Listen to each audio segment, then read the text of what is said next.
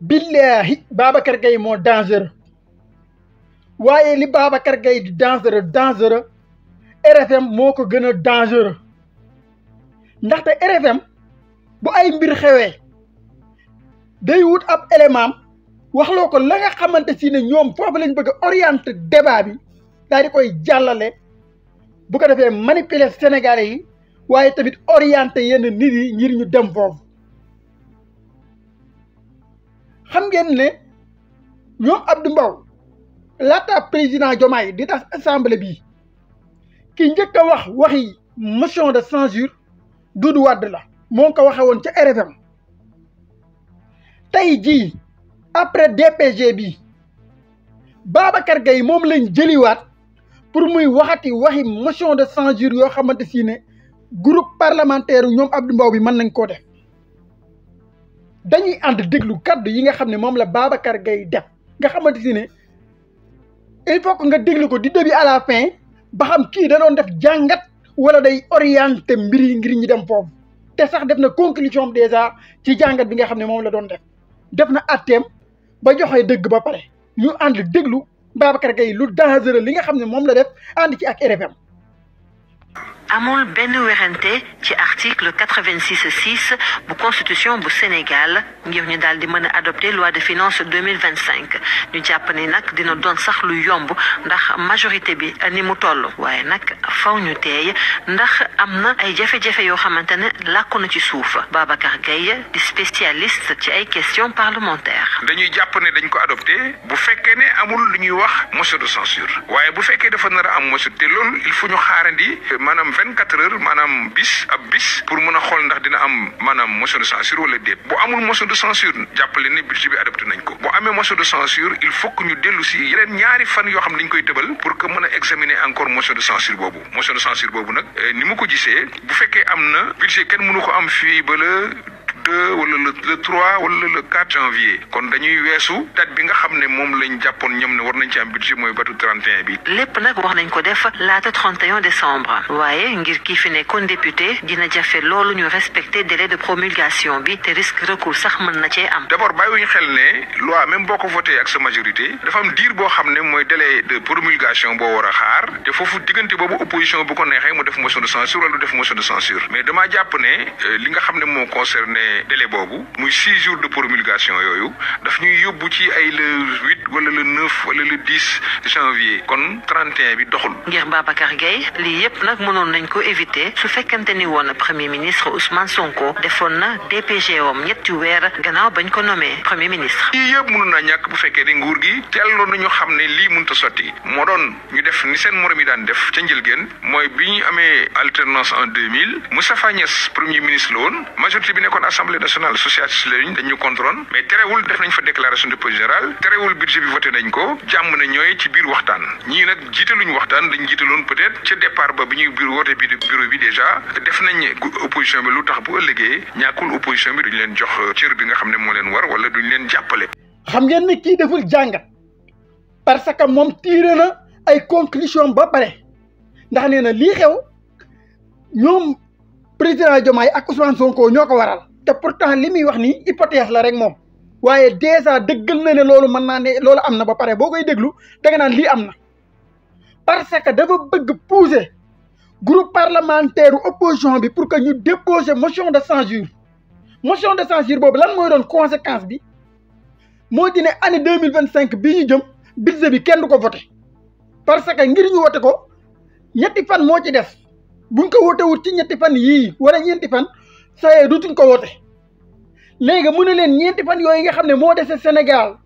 pour ñu wote budget bi dugal leen ci motion de censure bu ko defee kenn du mën a wote budget bi lii mooy li Babacar Gueye digal groupe parlementaire opposition bi parce que moom xam na ne motion de censure boobu buñ ko dugalee tamit amul sens parce que du jàll waaye lan la ci jublu moo di ne na fexe ba Sénégal du am budget lii nag nit ku bëgg am réewam nan lay xalaatee wax ju mel ni ci jamono yii nga xamante si ne assemblée bi biñ koy installé ak léegi defagul 2 mois ci jamono boo xamante si ne opposition bi buñ dajalee seeni xob yëpp matul 36 nga leen di digal ñu dugal motion de censure ci jamono boo xamante si ne temps amatul ñeenti fan mu gën ngaa bari moo ci des pour que ñu war cee wote budget bi nga xam ne débat sax xaju fi il faut nga bañ sam réew il faut nga am benn xeen jëmee ko ci ay nit il faut nga coxor gu amul app pour mën a wax ju mel nii jëme surtout nga koy wax ci ab rajo muy jëm kaw parce que opposition bi am nañ droit déposer motion de censure loolu ñëpp xam nañ ko session bu nekk opposition bi am na ci droit déposer motion de censure benn yoon loolu ñëpp xam nañ ko mais li ngay déposer da ngay xool li lan lay jariñ réew mi est-ce que am na dara lu muy jariñ réew mi dara jariñu ko réew mi nga leen koy digal te man bu ma doon président de la république li nga xam ne Babacar Gueye digal na ko opposition bi pour ñu def ko bis bu ñu ko defee man itam damay woote élection locale yi parce que bis bu ñu ko defee danañ ñoom opposition bi danañ woon Sénégalais yi que ne ñun bëgguñu Sénégal avancé bu boobaa élection locale yi bu ñu ko tëggee ci jamono bii boobu noonu nga xamante ne loolu moom lañ jëf ju ñaaw jooju bépp mairie bu ñu yoroon danañ ko récupérer ni nga xamee ne noonu lañ jógee plus de 100 députés wàcc ba ci moins de 20 députés barki alxuraanul karim bis bu ñu déposé motion de censure bi président de la république woote ay élection anticipée locale barki alxuraan opposition bi dana perte locale yi yëpp moo tax libéraux yi dañuy jàpp ne ñoom dañoo yeewu dañoo mën a politique te yeewuwuñ mënuñoo politique seen époque dafa passé te nanguwuñu ko parce que il faut nga nelaw boole ko coxorte ak añaan gu amul àpp pour mën a am xalaat bu mel nii waaye RFM aussi kenn du ñoom jamono bii nga xamante si ne réew mi ñeenti fan moo des pour que ñu war a voté budget bi buñ ko voté wul sayee dutuñu ko votéeti ngay jël ab nit boo xamante si ne la muy wax mën naa tax duñu voté budget bi te duñ ko teg fenn fu dul ci seen bakkan nga koy jox micro muy wax lu wax du bon jooju ci réew mi wax joo xamante si ne day delloo gannaaw réew mi nga jël ko mu di ko jàllale ci sa rajo il faut nga bon il faut nga soxor il faut nga iñaan pour mën koo def lii lu dangereux la naka opposition bi def bis bu ñu ko defee mooy jël nañ paaka sax ci seen rendi seen bopp parce que sénégalais yi aussi dofuñu booy def mbir day cohérent day tegu ci yoon day tegu ci dëgg waaye tardeel réew mi parce que loolu defoo ko Bassirou Diomaye Faye defoo ko Ousmane Sonko réew mi nga koy def parce que budget boobu ñu war a voté budget bi war a dem ci santé bi la budget bi war a dem ci mbay mi budget bi war a dem ci faneen ak faneen nga lànk taxaw ne budget bi yi du am ren def ko en tant que opposition def ko xool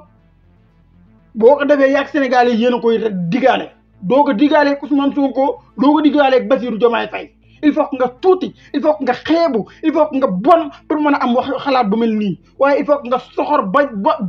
bonati pour mën koo jëfee kon opposition bi ñu ngi leen di xaar ba xam dinañ jëfee jëf jooju